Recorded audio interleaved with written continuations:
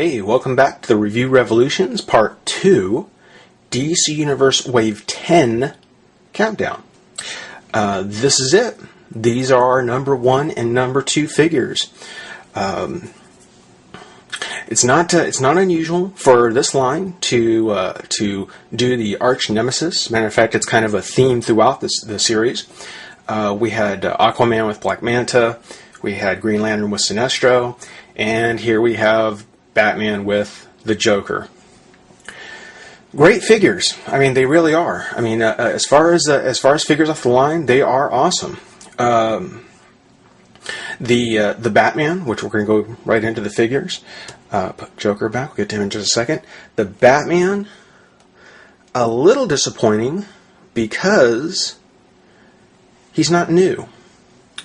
This is not a Batman we have not seen at least 2 or 3 times already.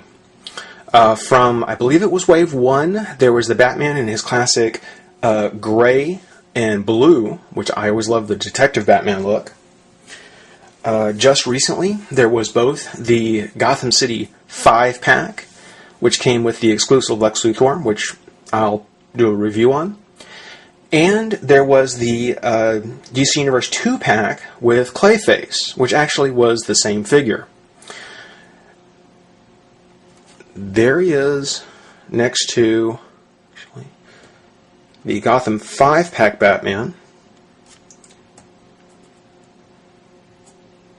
And you can really see, I mean, it is the same character. I mean, there's nothing about them that's really any different. Just, you know, what was black or what was gray is now black. See, same emblem, same belt buckle. Might not see quite as well here, but same belt buckle, everything is really the same on these figures. So, you know, that's one disappointing thing about the Batman here in Wave 10 is the fact that it's not a new mold. And he's not going to stand up real well. It's not a new mold. Batman fans probably love it. You've got now at least 4 Batman from the DC Universe wave. I really hope we don't see Batman again for a while. At least not this incarnation of him. If they do a new Batman, I'm really hoping it's going to be a new mold. You know, something different. This, okay, we get it. It's done. As far as the figure itself goes, because it's not an original mold, it's one of the only ones from the line that really utilize the ball joint head. And that's the same kind of thing that happened with Man-Bat. He was not an original mold either, and he was the only one that had any kind of articulation in the head. Beyond that, the arms go out, they go up, they go back. The cape is that soft plastic like Power Girl, keeping meaning the arms are only going to go about that far back. He's got the twist on the bicep, elbow, and of course on the wrist. And if you can hear that little crack, love that cracking sound. Oh my god. Oh yeah. Yeah, that's... So as a reviewer here, I Love Mess does Transformer reviews. As he says, plastic porn. Just the sound of that pop, that crack. Oh god, I love that sound. But leg go out, leg go up, knee, foot, and twist at the thigh. Does have the twist at the... Oh, this will be a good one. Oh, twist at the waist and his crunch, which... Oh, very tight. Very tight figure. This Batman, at the very least, I think will stand up best over time as far as not falling over, getting loose, kind of doing what figures sometimes do. Oh, in the way of accessories, we'll do the accessories one at a time. He actually comes with a very familiar Batarang. In a very cool metallic blue color.